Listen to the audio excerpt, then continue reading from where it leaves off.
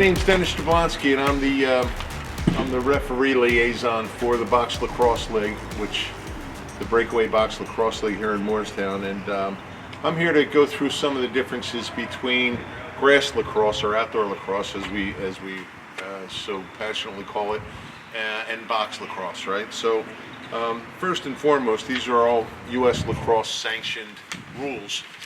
We do have a sanctioning body, which is wonderful for the sport. They do oversee all of the lacrosse rules at the college and at the high school, and especially at the youth level. So we're going to hit some of the major points of emphasis, the overreaching points of emphasis with box or indoor lacrosse. Number one, abuse of officials. U.S. lacrosse expects a zero tolerance policy for leagues and tournaments. Players, coaches, spectators that participate in unsportsmanlike behavior towards officials shall be given penalties and or be removed from the premises. So that's already that should be first and foremost in any youth league or any league at all. There is absolutely zero tolerance for abuse of officials. We're all on the same page. We're here to make this a good experience for all the players, and to do that we all need to be in conjunction, all be on the same page regarding the abuse of the officials. What's very important is the illegal body checking and boarding. Illegal body checking an opponent into the boards in a vulnerable position is the most dangerous checks in the game. Body checks that are reckless or attempted to be deliberate to injure an opponent will result in any kind of match penalty. And a match penalty, which we're going to get into a little bit later, is a 2-minute.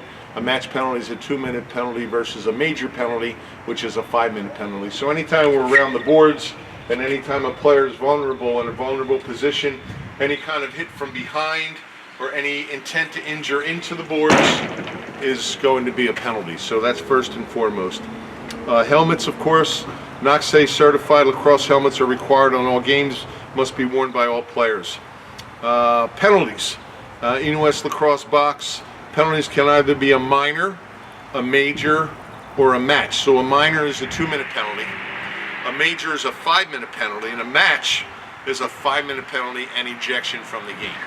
So the severity of the penalties goes from a minor to a major to a major ejection.